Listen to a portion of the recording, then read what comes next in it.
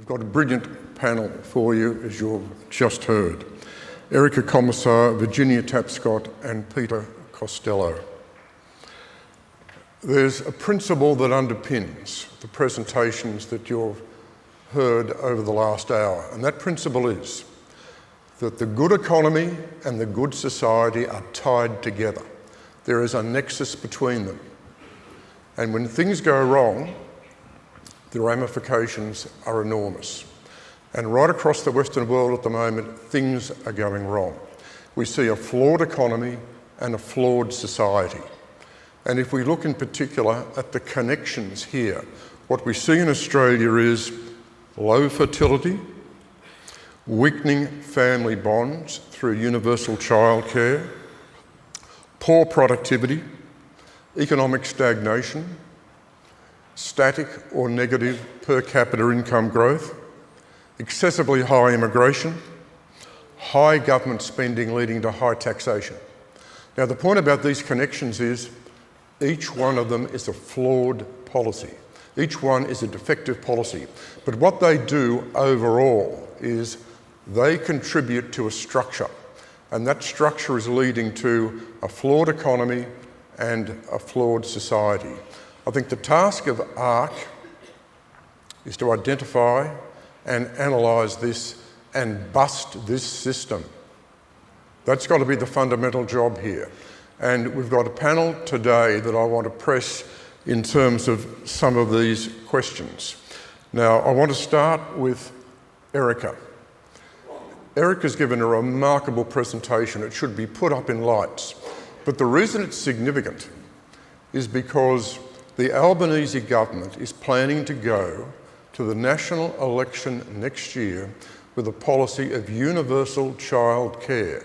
It's quite possible this will be the principal economic policy of the Labor government. And of course, what we heard from Erica was telling us this is a very bad idea. We've had a productivity commission which has looked at this.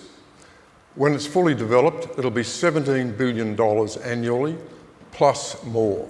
The impact on labour supply will be marginal, and in terms of the preferred policy the Albanese government wants, it will assist the 25 highest percent in terms of the income structure. So one of the fundamental questions here is, what do women want? Now, women want a variety of separate things, but Erica, I guess the fundamental question for you is the extent to which we've got a professional female class which is pressing ahead very strongly for this idea of universal child care. To what extent does that conceal and disguise what a lot of women want? So I think it's a little bit of a case of the minority tyrannizing the majority. And what I mean by that is that the feminist movement was a very good movement in society in many ways, but there is a small portion of that movement that's very extreme that has the loudest voice, as they say, the squeaky wheel. The statistics in the UK are 66% of women, if they were offered paid leave, would stay home with their children in the early years. It's 60% in America. And I imagine it's quite high here too. So what that suggests is that the majority of women, if offered paid leave, would stay home with their young children. I do want to say that women were always admired for their role as mothers.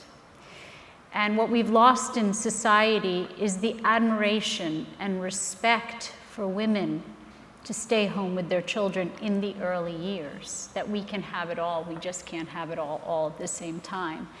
And that lack of admiration has influenced women who would otherwise say, I'm pulled, I feel maternal preoccupation, I want to stay with my young children. I may go back to work a little bit later, but because society really denigrates and deprioritizes and devalues mothering, and no longer admires women as mothers, it's influenced many women, but let me say that the majority of women would stay home with their children if given the opportunity. Well, I guess the question then becomes, how do we put this onto the political agenda? You're saying you think that a majority of women would really like to do this. And of course, you've really sketched out an alternative public policy arrangement here in terms of more extensive paid parental leave, tax credits, tax deductions and so on, which provide parental choice.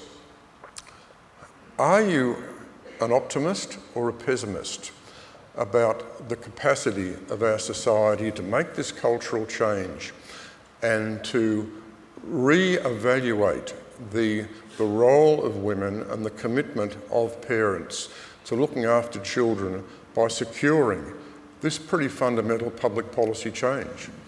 Well, the fact that there are 700 people in this room today, that there were 1,500 people in London in February, and there will be 4,000 people in London this coming February, suggests to me that I am an optimist. I am very much an optimist that if people actually learn the truth about what is good for children versus the myths and the gaslighting, I do believe that people will make the right choice.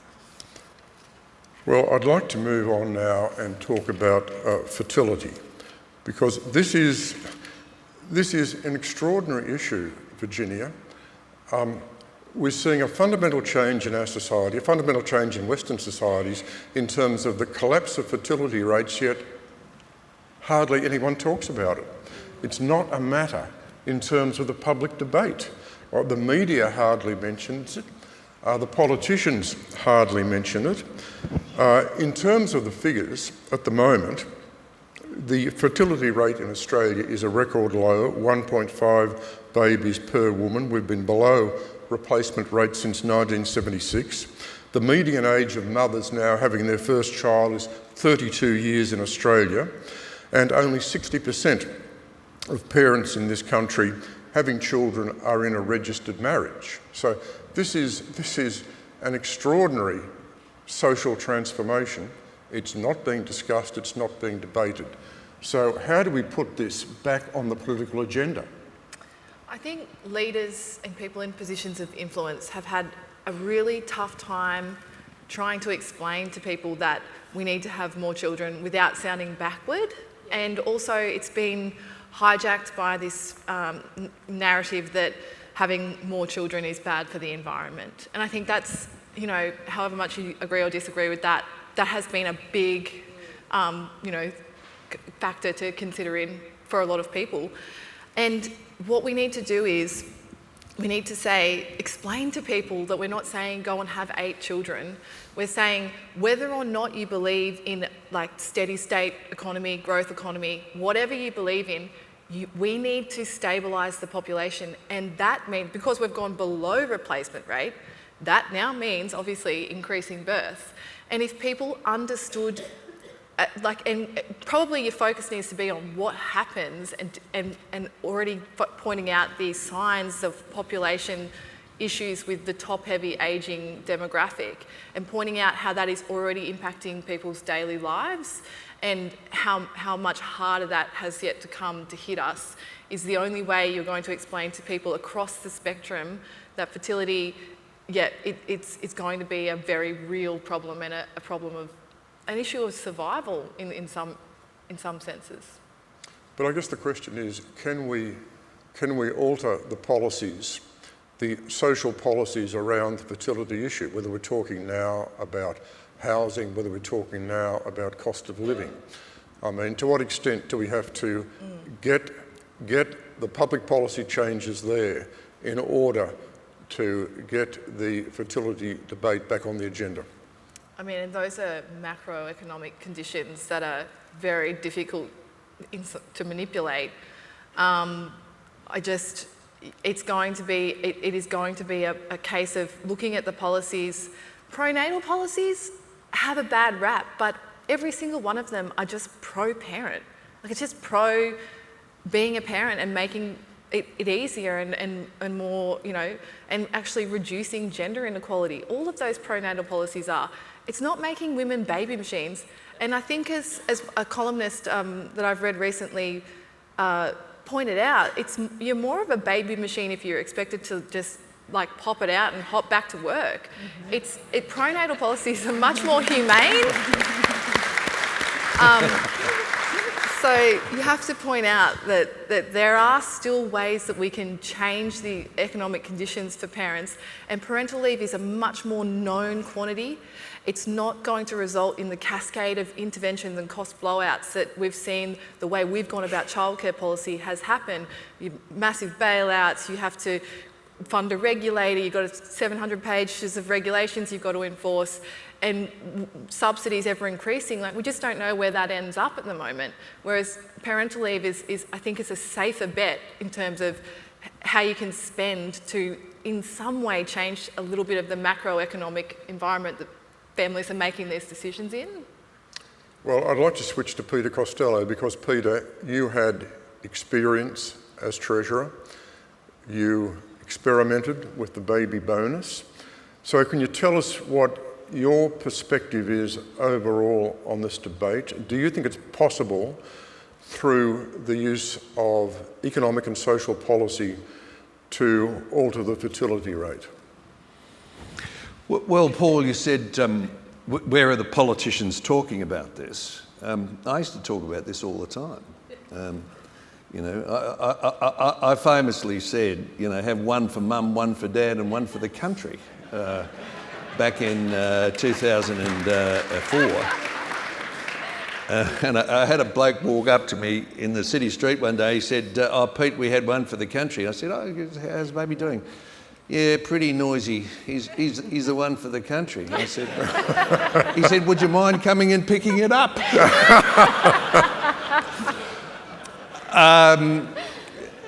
And the funny thing is, actually, we did arrest the decline in the fertility rate, and you can see the graph. The graph, which is almost uniformly trending down from about 1970, turns up in Australia in 2005, 2006, 2007, 2008, and to near replacement level, incidentally. This is Australian exceptionalism. You know, nobody in Australia would think this could be done, but it was actually done in Australia. You have a look at the graph. Well, do you think we can do it again? Well, you see, here's the point I'd say. Why? Well, I think, first of all, we had the intergenerational report, right? And we tried to explain to people why this is a problem. You know, so you just can't do this in a vacuum. Here's another benefit, you know, go and help yourself to this benefit. You've got to explain it. So I think we then, you know, people felt, oh, okay, well, you know, maybe having more children is good for society. You've got to explain that to them. Nobody's told them that or how it's... Then, of course, I think with the baby bonus, you see, it was universal and it wasn't means tested, right? So it's good for everybody to have babies. It's not a welfare thing, right? And so all mothers were in it together. And I think, you know, we sort of made... Part of it was the fact that people were prepared to talk about it, right? Now, I think if you just walked out tomorrow and said, oh, here's another bonus, I don't think it'll make an iota of difference without explaining it and looking like you in government believe in this. That's what makes it difference. Okay, I'd like to now go to the point you were making in your speech when you're talking about the incredible increase in government spending and the projected increase in government spending. And one of the paradoxes here, I think, is that as societies in the West have got richer, they're making more demands on government. I mean, we might have expected as people get richer and more wealthy, they'd make fewer demands on government, but it's the reverse. And the fact that these are ageing societies has just reinforced this. So essentially, we have now these enormous vehicles driving extra spending, from the debate about aged care, health, hospitals, childcare, disability, mental illness. And these are enormously important social drivers putting pressure on government. So my question to you is, as someone who delivered fiscal discipline as Treasurer and delivered many budget surpluses, can this be turned around? Is this a phenomenon of our time? It's much more difficult now than it was when you were Treasurer. Or do you think it's going to be possible for governments to return to a sense of fiscal discipline and a degree of spending restraint? Well, I think it's the case that you're going to argue to people. What's the case if we cut spending? What will it do for you that you can't currently have government do for you? No? And the case would be along these lines. If you cut government spending, we can give you a more productive economy, and we can do it with lower tax for you and lower debt for your kids. Now, you see, I think part of the problem is people feel, oh yeah, they'll cut spending, but they'll never deliver the second part of the equation, which is the lower tax, right? So I'm going to be paying the higher tax anyway. I might as well turn my view around the other way because I'm going to be paying and take the benefit as well. I really do think governments have kind of undermined their argument by not delivering the good faith quid pro quo with the public, right? And that's why I always thought, you know, you cut spending, you balance the budget, pay down debt. What's the benefit? We've got to cut taxes now. We've got to show people that there was a quid pro quo in the whole thing for this. And that, I think, is the credibility issue for today's politician. If I go along with you and if I put my faith in you, and if I give up my entitlement to government largesse, will you deliver? Or in Australia, will the Parliament let you deliver the quid pro quo? Erica, I want to come back to your very persuasive presentation, but this was a radical presentation. And the issue I want to highlight is your argument that universal childcare is not the optimal option for children. This is not helping children. In many ways, this is damaging children. Now, again, this is a principle, this is an idea which gets very little currency in our public debate, and it's going to be enormously important, it's going to be enormously relevant because, as I said, the plan of the Albanese government is to go to the election in this country next year with a commitment for universal childcare. In other words, they're going to double down on this whole scheme of social engineering based on many principles, many of which are dubious, but one of which is that this is in the interests of children. So, how do we contradict this? How do we summon the evidence and get the evidence onto the public table to challenge what seems to be an orthodoxy? Well, there's very clear research that shows that when children are put in daycare, universal childcare at a very early age, they have increased aggression and distractibility when they get to school age and more behavioral problems. And that's very clear evidence, and it's been around for quite some time.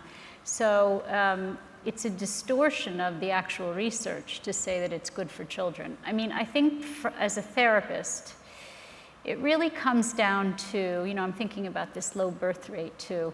It really comes down to relationships. If you destroy relationships at their foundation, at their core, you cannot expect mothers and fathers to want to parent. You cannot expect them to take joy in the relationship of raising a child, because raising a child is challenging and hard and frustrating. And so you cannot destroy the relationships at the foundation and then expect that people will want children.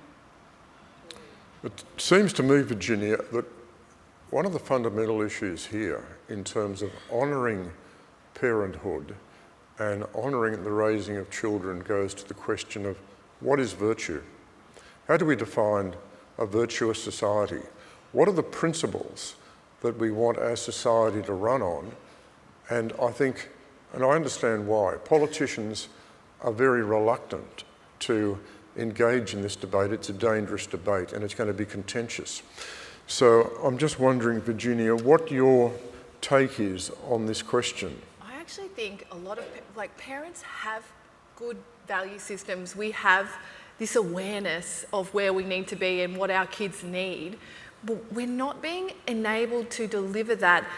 And also, all of the information that parents are getting is telling them a different story.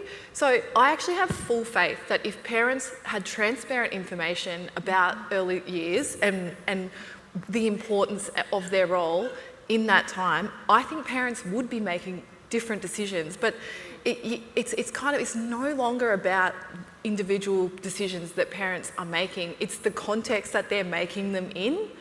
The research, and to just add on to what Eric just said, the research is extremely politicised.